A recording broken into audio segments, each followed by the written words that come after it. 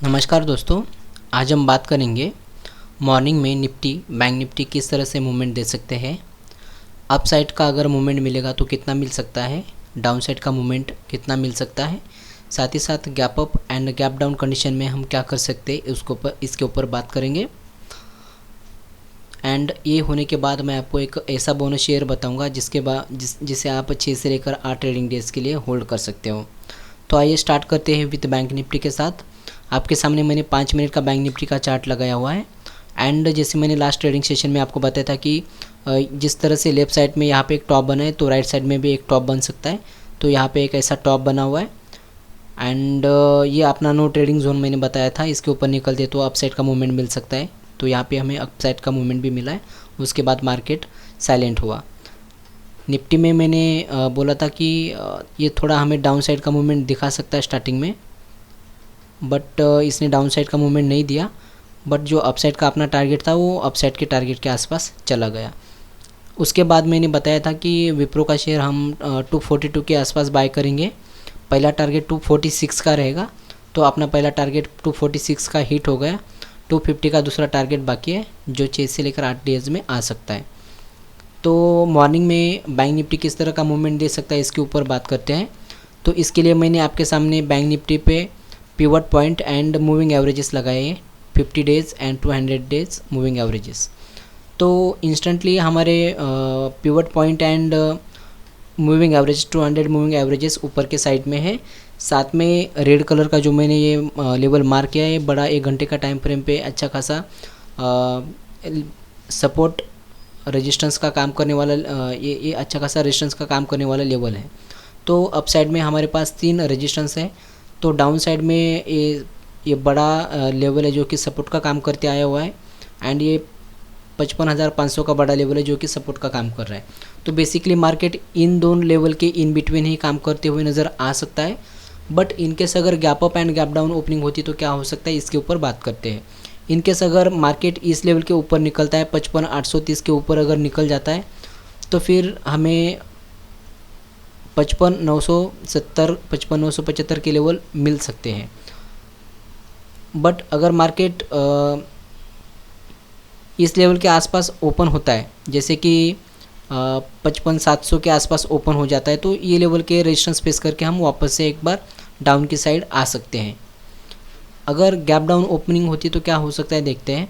अगर market in between 55,570 से लेकर 55,500 के इन बिटवीन ओपन हो जाता है तो हम अपसाइड के मूवमेंट आने के लिए वेट करेंगे। 55,570 का लेवल टूटने के बाद हम ये लेवल के लिए टारगेट लेके चल सकते हैं, 55,800 के टारगेट लेके चल सकते हैं। बट इनकेस अगर ये 55,500 का लेवल विथ वॉल्यूम के साथ टूट जाता है, नीचे के साइड सस्टेन करता है, तो फिर अपने को 55,400 के टारगेट्स दिख सकते हैं। तो ये था बैंक निफ्टी के बारे में। अब देखते हैं निफ्टी के बारे में। तो निफ्टी में भी मैंने 5 मिनट का टाइम फ्रेम वाला चार्ट लगाया है एंड इसमें भी मैंने moving averages and pivot point लगाए।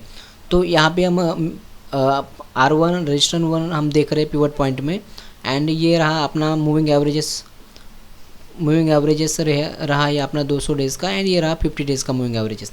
इन सब का हम सपोर्ट लेते हुए अप साइड में अभी भी सस्टेन कर रहे हैं। तो बैंक निफ्टी थोड़ा सा वीक था, निफ्टी थोड़ा सा स्ट्रांग है। इनकेस अगर हम 24,760 के ऊपर निकल जाते हैं तो 24,800 एंड 24,875 तक जा सकते हैं। अब बात करते हैं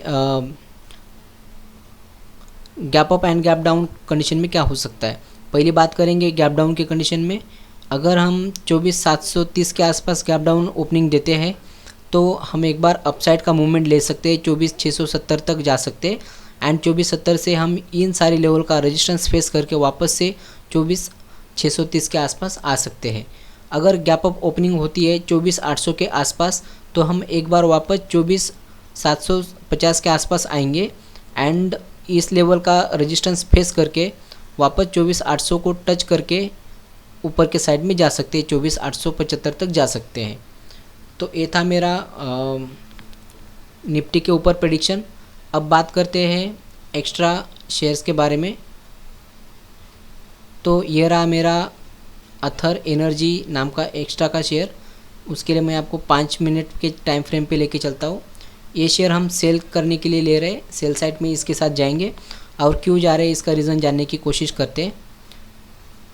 तो ये जो बड़ा ग्रीन कैंडल दिख रहा है ये बुलिश कैंडल है, साथ ही में उसी के अपोजिट साइड में दूसरा रेड कैंडल बनता हुआ दिख रहा है जिसे आधे से ज़्यादा इंगल्फिंग किया है और इसके आसपास और कल मॉर्निंग में रेड कैंडल बनती है ब्लू लाइन तक 385 तक, तो ये पूरा इंगल्फिंग पैटर्न बन सकता है।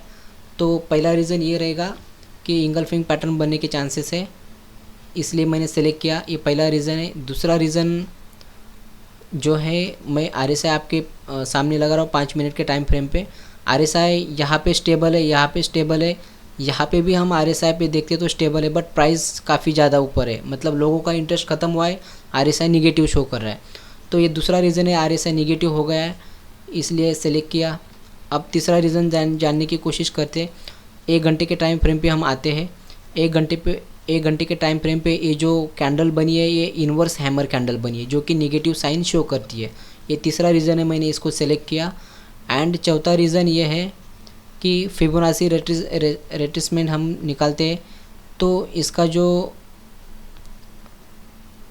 0.5% का जो लेवल है, 1 मिनट में इसे डिफ़ॉल्ट करता हूँ, हाँ 0.5% का लेवल ये वाला ही निकल के आ रहा है जहाँ पे मैं शॉर्ट करने की इसको सलाह दे रहा हूँ। तो इतने सारे रीज़न्स थे जिसकी वजह से मैंने ये शेयर सेलेक्ट किया है एज अ शॉर्ट साइड के लिए। तो ये था मेरा Nifty, bank Nifty and other energy पे मेरा प्रेडिक्शन। अगर ये वीडियो आपको अच्छा लगे तो लाइक करो, शेयर करो, सब्सक्राइब करो। मिलते हैं नेक्स्ट वीडियोज़ में। थैंक यू सो मच दोस्तों।